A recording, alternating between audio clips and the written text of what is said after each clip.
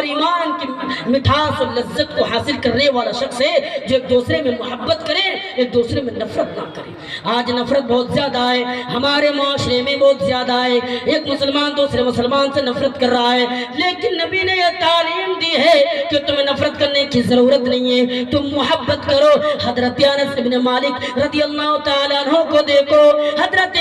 انس بن مالک بیان کرتے ہیں نبی اکرم کے پاس ایک شخص بیٹھا ہوا ہے، نبی سے بات کر رہا ہے، اور اچانک اس کے پاس سے ایک شخص گزرا، نبی سے وہ کہنے لگا یا اللہ کے رسول کیا آپ کو معلوم ہے، کیا آپ کو پتا ہے یہ جو آپ گزرا ہے میں اس سے محبت کرتا ہوں، میں اسے عشق کرتا ہوں۔ نبی نے اس سے سوال کیا تم نے اسے کبھی بتایا، کیا تم نے اسے کبھی یہ حکم دی ہے کہ میں تم سے محبت کرتا ہوں؟ وہ جواب دیتا نہیں، میں نے کبھی نہیں بتایا، اللہ کے رسول نے حکم دیا جاؤ تم محبت کرو، جاؤ تم پیار کرو، جاؤ تم عشق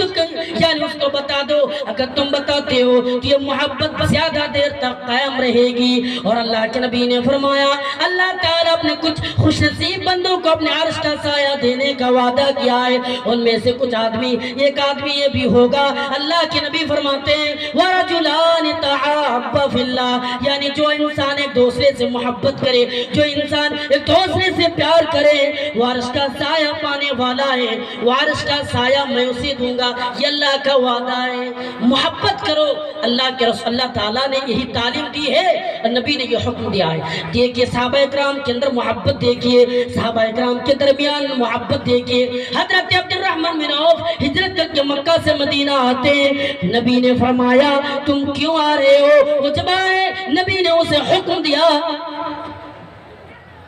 نبی نے اسے حکم دیا ہے، اور نبی نے یہ حکم دیا ہے کہ ہاں جاؤ۔ حضرت سعد بن ربیع اور عبد الرحمن بن عوف دونوں کے درمیان بھائی چارے کو قائم کیا، کہا کہ تم دونوں بھائی بھائی ہو آج سے، وہ دونوں بھائی بھائی ہیں۔ حضرت عبد الرحمن بن عوف اور سعد بن ربیع، حضرت سعد بن ربیع کہتے ہیں یہ عبد الرحمن بن عوف میرے بڑے بھائی سنو، یہ انصار میں سب سے زیادہ مالدار آدمی میں ہوں، انصار میں سب سے زیادہ امیر آدمی میں ہوں، اور کسی سے تم سوال بھی کر سکتے ہو، کسی سے تم پوچھ بھی سکتے ہو کہ انصار میں سب سے زیادہ امیر ہوں یا نہیں، اور میں یہ آج وعدہ کر رہا ہوں، یہ آج میں یہ تہیہ کر رہا ہوں کہ اپنے مالوں کو دو حصوں میں تقسیم کرتا ہوں، ایک آپ کے لیے دوسرا میرے لیے، اس کے علاوہ میری دو بیوی ہے، آپ دیکھیں جو آپ کو پسند آئے میں اسے طلاق دے دیتا ہوں، جب اس کی عدت پوری ہو جائے تو آپ اسے شادی کر لیں۔ آئیے چند باتیں بیان کر کے میں اپنی باتیں ختم کروں گا۔ آئیے آج دیکھیے، آج کچھ ظالم حکمراں ایسے ہیں، ظالم حکمراں آج ہمارے ملک میں موجود ہے جو مسلمانوں اور ہندو اور اس ملک میں جو بھی لوگ رہتے ہیں ان لوگوں کو بگاڑنے کی کوشش کرتے ہیں۔ اسے معلوم نہیں کہ اس کی کتاب جو بھگوت گیتا ہے اور اس کی کتاب یعنی بہت ساری کتابیں جو قرآن سے ملی جلی باتیں کہہ رہی ہے، لیکن ان لوگوں کو پتہ نہیں بگاڑتے ہیں ووٹوں کو لینے کے لیے۔ یہ تو کبھی سوچنا چاہیے ان ظالموں کو کہ میں کیا کر رہا ہوں، میں کہاں جا رہا ہوں۔ آئیے چند باتیں صرف میں بتاؤں گا، آپ قرآن کریم اٹھائیے اور اتھروا وید اٹھائیے۔ اتھروا وید کے اندر جب اٹھاتے ہیں تو قرآن کریم آپ شروع کیجئے، دونوں ایک ہی بات کہی ہے۔ آپ دیکھیے جب آپ قرآن کریم کو کھولیں گے یہ بات بتائی گئی ہے الحمد بسم اللہ الرحمن الرحیم، شروع کرتا ہوں اللہ کے نام سے جو بڑا مہربان نہایت رحم کرنے والا ہے۔ آپ اتھروا وید اٹھائیے، آپ دیکھیے یہی بات بتائی گئی ہے اگنی میلے پرارمبھ کرتا ہوں، شروع کرتا ہوں جو سب سے پہلے تھا، یعنی اس دنیا کو بنانے سے پہلے اللہ ہی نے اس دنیا کو بنایا، سب سے پہلے اللہ ہی تھا، ابھی بھی موجود ہے اور وہ رہے گا۔ تو دوسری آیت کو اٹھائیے الحمدللہ رب العالمین، تمام تعریف اس اللہ رب العالمین کے لیے۔ دوسرا منترف اٹھائیے، دیکھیے مہی دیو سے سوت پرستوتی، مہان وہ دیوتا جس کے لیے تمام کے تمام پرشنسا موجود ہے۔ آپ تیسری آیت اٹھائیے الرحمن الرحیم، جو بڑا مہربان رحم کرنے والا ہے۔ آپ تیسرا منتر اٹھائیے بسر دیا مانا، وہ بڑا دیالو ہے، وہ بڑا کرپالو ہے، وہ دیا کرنے والا، وہ دیا بان ہے، اللہ تو دیا بان ہے۔ آپ تیسری یعنی تیسری چوتھی آیت اور دیکھیں قرآن کریم یہی بات بتا دی گئی ہے مالک یوم الدین، جو قیامت کے دنوں کا مالک ہے۔ ایاک نعبد و ایاک نستعین، یعنی وہی یعنی ہم اللہ تیری ہی عبادت کرتے ہیں اور تجھی سے مدد چاہتے ہیں۔ اس کے بعد آپ دیکھیے اہدنا الصراط المستقیم، یا اللہ تو ہمیں سیدھی راہ پر چلا، جو صحیح راستہ ہے اس پر ہمیں تو چلا۔ اب 18واں بیت کا چوتھا منتر اٹھا کر اب دیکھیے کیا بات بتائی گئی ہے۔ نیا سو پتھرا یا آسمان، یا اللہ تو ہمیں سندر پتھ راستے پر چلا جو صحیح راستہ ہے، یا اللہ تو ہمیں اس راستے پر چلا جس پر انعام ہے۔ اور یہی قرآن نے بھی بتائیے غیر المغضوب علیہم، یا اللہ میں ان لوگوں کے راستے پر چلا جس پر انعام کی بات کیے، جو اس راستے پر نہیں جو غضب کیے۔ اور یہی بات ہر کتابوں نے بتائی گئی ہے، لیکن کچھ لوگ ایسے بھی ہیں میرے بھائیوں ایک دوسرے میں نفرت کو پھیلانا چاہتا ہے۔ آپ جڑ کر رہے، کسی کی باتوں پر آ کر نفرت نہ کریں، اور ایک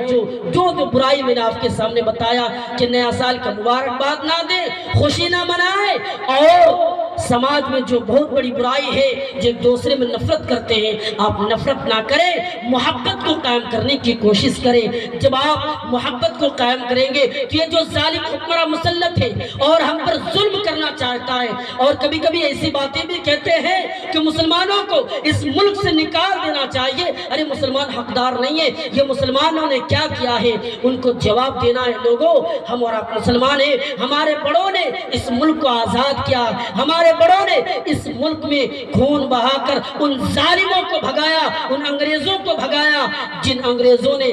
مال اور زمین و جائیداد پر قبضہ کرنے کے لیے آئے تھے۔ میرے بھائیوں آپ ان چیزوں پر غور کریں، یہ جو ظالم حکمراں آئے ہیں وہ یعنی ہندو مذہب کی پاک کتاب جو لوگ پاک مانتے ہیں، اور اس کتاب پر عدالت میں ہاتھ رکھ کر قسم کھائی جاتی ہے۔ آپ جب اس کتاب کو کھولتے ہیں، اس کتاب کو کھولیں گے، اس کتاب نے بھی یہی بات کہی ہے جو انسانوں پر ظلم کرے یدا یدا ہی دھرم سگل نربھوتی بھارتا اب یدھانم دھرم ستدانم سرجامہم، یعنی کوئی انسان اگر کسی مسلمان پر کسی بھی دھرم کے لوگوں پر ظلم کرتا ہے اور دھرم کو ختم کرنے کی کوشش میں لگتے ہیں تو اللہ تعالیٰ ایسے انسان کو بھیجتا ہے، ایسے انسان یعنی رشی اور انبیاء علیہ السلام کو پیدا کیا تاکہ برائی کو ختم کرے۔ فرعون ظلم کرتے تھے، موسیٰ علیہ السلام کو بھیجا فرعون کو مارنے کے لیے، بڑے بڑے ظالم آئے، اللہ نے نبیوں کو بھیج کر ان ظالموں کو ختم کیا، اور آخری میں جو جناب محمد رسول اللہ آئے اور ان لوگوں پر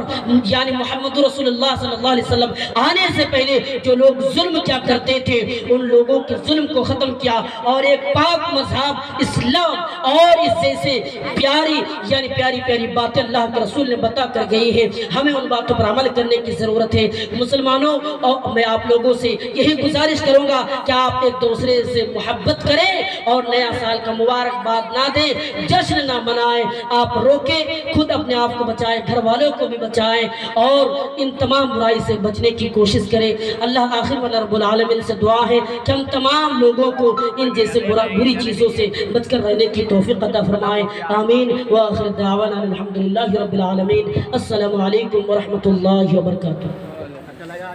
جزاکم اللہ خیر الجزا حضرت